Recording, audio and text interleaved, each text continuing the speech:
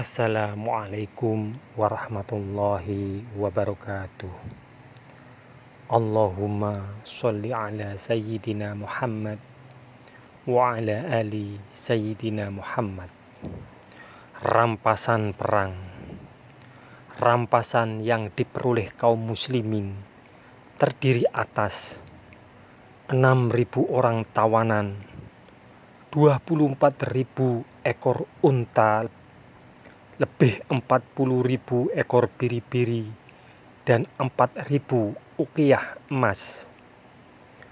Rasulullah memerintahkan agar rampasan perang ditempatkan di Ja'ranah dengan menunjuk Mas'ud bin Amru Ghafari sebagai penjaganya sampai selesai gerakan Ghuzwah invasinya ke Taif.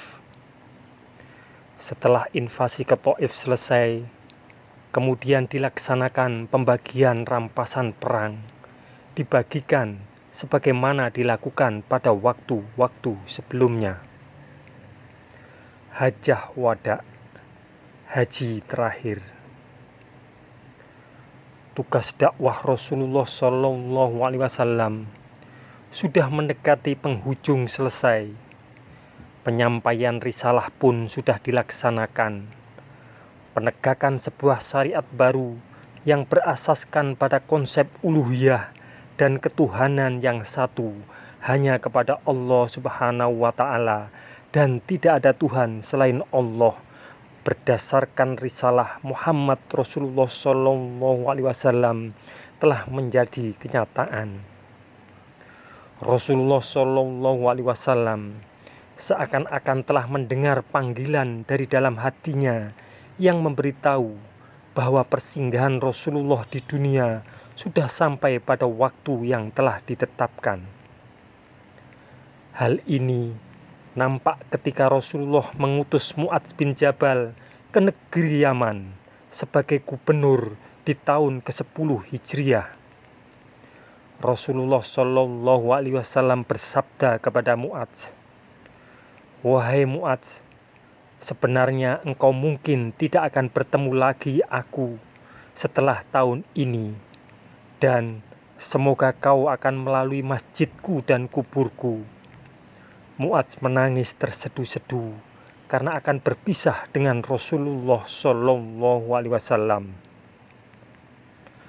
Dengan izin Allah, Rasulullah SAW berkesempatan melihat hasil kerja dakwahnya setelah mengalami berbagai kepahitan dan kesusahan selama 20 tahun lebih. Di ujung bandar Mekah, Rasulullah SAW berkumpul bersama dengan para perwakilan kabilah Arab, menyampaikan kepada mereka syariat-syariat dan hukum-hukum Islam. Rasulullah minta persaksian mereka bahwa dia telah menyampaikan amanah dan tugas-tugasnya, menyampaikan risalah dan bertanggung jawab menasehati seluruh umat. Pada hari itu, Rasulullah SAW mendeklarasikan cita-citanya untuk menunaikan ibadah haji yang terakhir. Berduyun-duyun umatnya mengunjungi Madinah. Mereka semua ingin menyertai dan mengikuti Rasulullah dalam ibadah hajinya. Pada hari Sabtu, 4 hari terakhir bulan Dzulqa'dah, Rasulullah SAW siap dengan kendaraannya, mempersiapkan dirinya, memakai minyak rambut dan menyikatnya, mengenakan pakaian dan syalnya, serta menyandang senjatanya. Setelah sholat zuhur, Rasulullah SAW bergerak sampai Dzulhulaifah sebelum masuk waktu asar. Di sana, Rasulullah menunaikan sholat sunat 2 rakaat dan bermalam. Keesokan harinya, setelah sholat subuh, Rasulullah SAW memberitahukan kepada semua sahabat yang hadir, "Tadi malam aku telah mendapat pemberitahuan dari Allah Subhanahu wa Ta'ala yang menyabdakan, sholatlah kamu di lembah yang penuh berkah ini dan niatkanlah wahai Muhammad, umroh dikerjakan bersama-sama haji. Sebelum Rasulullah Shallallahu Alaihi Wasallam menunaikan sholat zuhur di hari itu, terlebih dahulu Rasulullah bersuci dan mengenakan pakaian ihram. Kemudian Aisyah menyapukan minyak wangi dan kasturi pada diri Rasulullah. Aisyah menyapukan di badannya dan kepalanya hingga nampak berkilauan minyak kasturi di rambut dan di jenggotnya. Rasulullah Shallallahu Alaihi Wasallam membiarkan tanpa membasuhnya dan kemudian menunaikan sholat zuhur. Setelah selesai sholat, Rasulullah Shallallahu Alaihi Wasallam kemudian bertahlil di tempat sholatnya untuk memulai ibadah haji dan umroh sebagai qiron. Setelah itu, barulah Rasulullah Shallallahu Alaihi Wasallam bergerak dengan menunggangi untanya yang bernama Quswa. Di situ Rasulullah bertahlil, lalu sedang untanya kemudian bergerak. Rasulullah meneruskan perjalanan suci ini hingga hampir memasuki Mekah. Maka Rasulullah bermalam di Towa. Keesokan harinya Rasulullah memasuki Mekah setelah sholat subuh. Di pagi hari Ahad, tanggal 4 hari terakhir bulan Dzulhijjah tahun ke-10 Hijriah.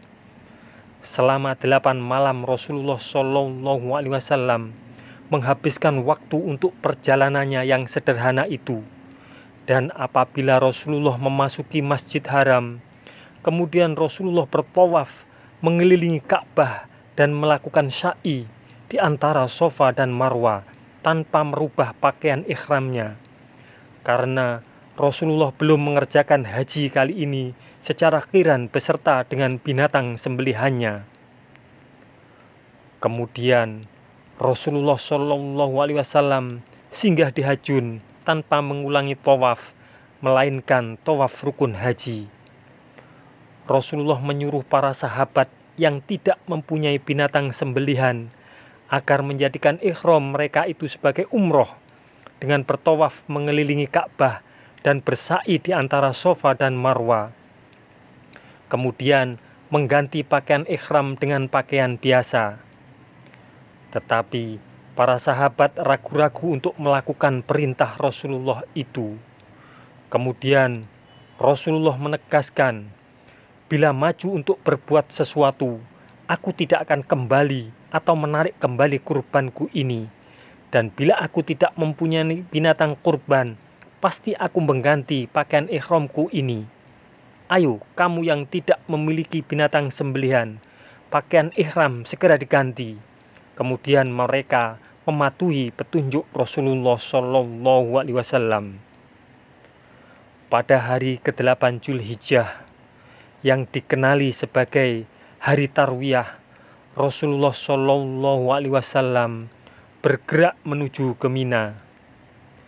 Di Mina, Rasulullah telah menunaikan zuhur, asar, maghrib, isya dan subuh. Rasulullah berhenti di Mina beberapa saat hingga matahari naik. Barulah Rasulullah menuju Arafah. Allahumma sholli ala Sayyidina Muhammad. Semoga kisah ini bermanfaat untuk kita semua. Wassalamualaikum warahmatullahi wabarakatuh. Mudah-mudahan kelak kita akan mendapatkan syafaat dari Nabi besar Muhammad Sallallahu Alaihi Wasallam. Amin, amin, amin ya Rabbal Alamin.